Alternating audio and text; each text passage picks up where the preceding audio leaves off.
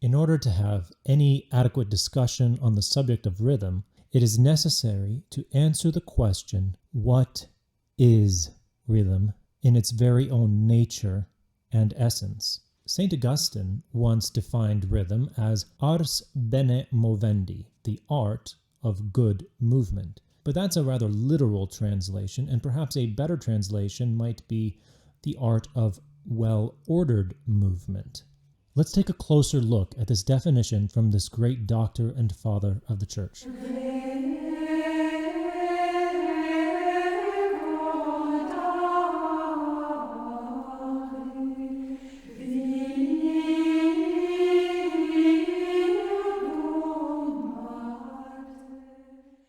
Let's take the first word, ars, art.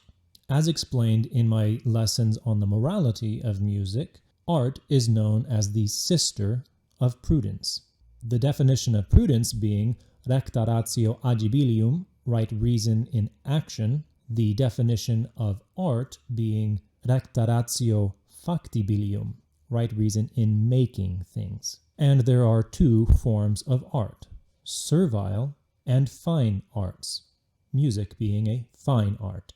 Now, whereas the object of the servile arts is to make or produce some tangible good which is necessary, practical, or useful to man, the object of the fine arts, on the other hand, is not some tangible good which is necessary, practical, or useful, but rather the object is the human person itself, to affect and move the human soul by imitating nature in one way or another through a variety of different mediums.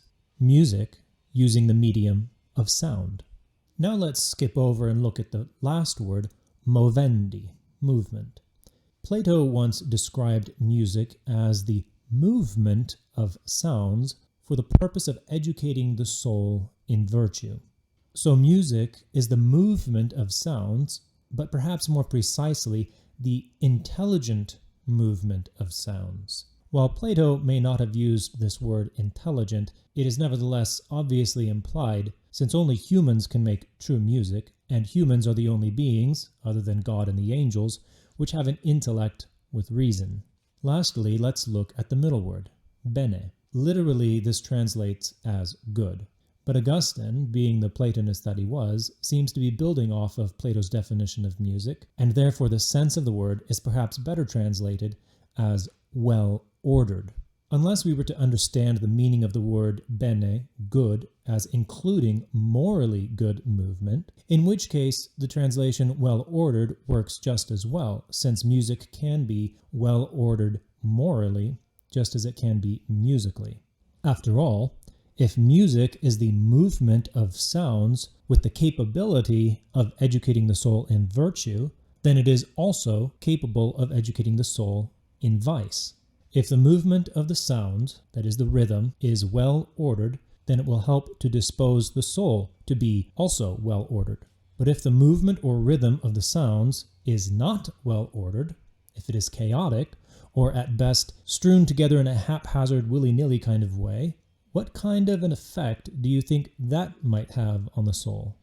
So this definition of Augustine is kind of an all-encompassing definition with both musical and moral spiritual aspects. As Dom Gajard once said, in Gregorian chant, art and prayer are inseparable. The chant cannot be sung well without prayer, and neither can we pray well without singing well too. But what about a more precise musical definition? In order to discover this, we need to take a more philosophical approach and seek to answer the question, what is rhythm in its very own nature and essence? And this is precisely what Dom Mocquereau did.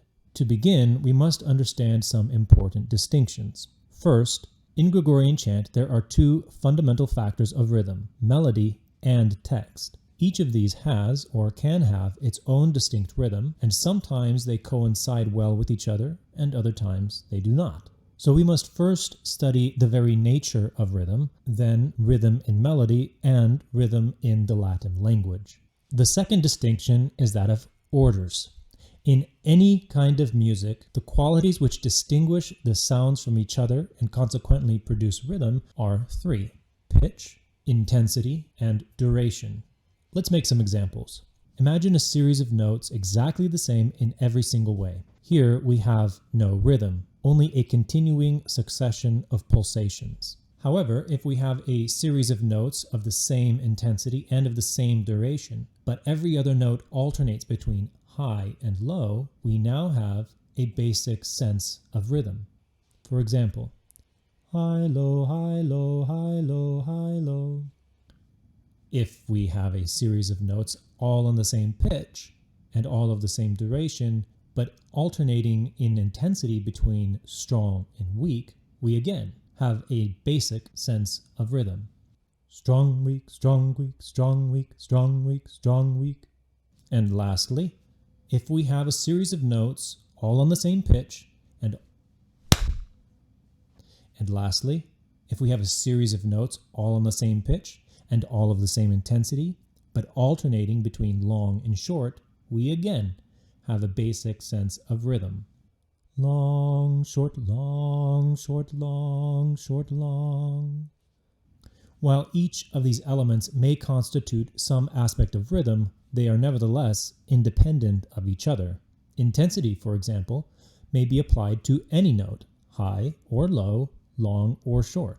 Each of these elements are physical and material. The melodic order comes from the frequency of vibrations, the intensive order comes from their amplitude, and the quantitative order comes from their duration. And while rhythm may include one or all of these, rhythm is nevertheless independent of each of these. Rhythm, as we have already seen, is an organization of movement and does not belong to the physical or material order, but rather is primarily an act of the intellect, which perceives, governs, and orders all of these elements according to reason and blends them all into one unified whole. So also, since rhythm, being an organization of ordered movement, is not restricted to music, but can also be found in dance and other such forms, rhythm does not require any of the above mentioned elements so long as there is something else to determine the rhythm, such as gesture. But this gesture will also have some element of either intensity or duration or both. Nevertheless, since rhythm can be perceived by sight, sound, and touch, it follows that it does not belong to any of these or any physical sense. As Dom Gajard once said, although rhythm is founded upon material elements, it is nevertheless independent of them and is of the intellectual order. Now that we have seen that rhythm is a matter of movement, what its elements are or can be, and how the intellect perceives and orders these elements in a way that only a human creature with reason can do, we can now begin to study the construction of rhythm from its smallest unit to its greatest. What is the smallest unit of rhythm and how does it function? The answer to that will be in our next video.